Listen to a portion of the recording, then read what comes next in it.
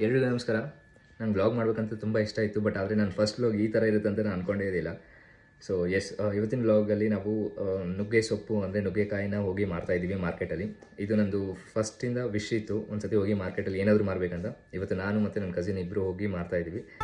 ಎಲ್ಲ ನುಗ್ಗೆಕಾಯಿನ ಬ್ಯಾಗಲ್ಲಿ ಇಟ್ಕೊಂಡು ನಾನು ಮತ್ತು ನಮ್ಮ ತಮ್ಮ ಇಬ್ಬರು ಮಾರ್ಕೆಟಿಗೆ ಬಂದ್ವಿ. ಸೊ ಫಸ್ಟ್ ಟೈಮ್ ಬಂದಿರೋದು, ಏನು ಮಾಡಬೇಕು ಹೆಂಗೆ ಮಾಡಬೇಕು ಏನೂ ಗೊತ್ತಿದ್ದಿಲ್ಲ. ಸೊ ಹೆಂಗೋ ಒಂದು ಬ್ಯಾಗಲ್ಲಿ ಇಟ್ಕೊಂಡು ಅದನ್ನ ಒಂದು ಚೀಲದ ಮೇಲೆ ಹಾಕಿ ಎಲ್ಲ ಅರೇಂಜ್ ಮಾಡ್ತಾಯಿದ್ವಿ. ಸೊ ಫಸ್ಟ್ ಟೈಮ್ ತುಂಬ ಚೆನ್ನಾಗಿತ್ತು ಎಕ್ಸ್ಪೀರಿಯನ್ಸ್. ಆ್ಯಕ್ಚುಲಿ ಎಷ್ಟೊತ್ತು ವೆಯ್ಟ್ ಮಾಡಿದರೂ ಕೂಡ ಒಬ್ಬರು ಕಸ್ಟಮರ್ಸ್ ಬರಲಿಲ್ಲ. ಯಾಕಂತಂದರೆ ನಾವು ಬಂದಿರೋ ಟೈಮಿಂಗೇ ಆ ಥರ ಇತ್ತು. ಸೊ ಆಫ್ಟರ್ನೂನ್ ಆಗಿತ್ತು, ಎಲ್ಲರೂ ಹೋಗೋ ಟೈಮಲ್ಲಿ. ಬಟ್ ಸ್ಟಿಲ್ ಅದೊಂದು ಫೀಲಿಂಗ್ ತುಂಬ ಚೆನ್ನಾಗಿತ್ತು ಫಸ್ಟ್ ಟೈಮ್ ಮಾಡ್ತೀವಿ ಅಂತ. ಬಟ್ ಲಾಸ್ಟ್ಗೆ ಫೈನಲಿ ಒಂದು ಕಸ್ಟಮರ್ ಬಂದೇ ಬಿಟ್ಟರು.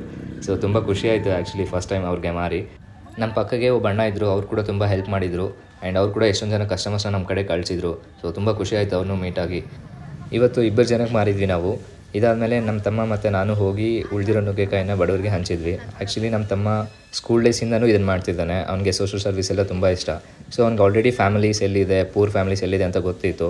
ಅದನ್ನೆಲ್ಲ ಅವ್ರಿಗೆ ಕೊಟ್ಟು ವಾಪಸ್ ಮನೆಗೆ ಬರಬೇಕಾದ್ರೆ ನಾಯಿ ಕಾಣಿಸ್ತು. ನಮ್ಮ ತಮ್ಮಂಗೆ ನಾಯಿ ಅಂದರೆ ತುಂಬ ಇಷ್ಟ. ಸೊ ಅವ್ನು ಅದ್ರ ಜೊತೆಗೆ ಆಟಾಡ್ತಾ ಇದ್ದ.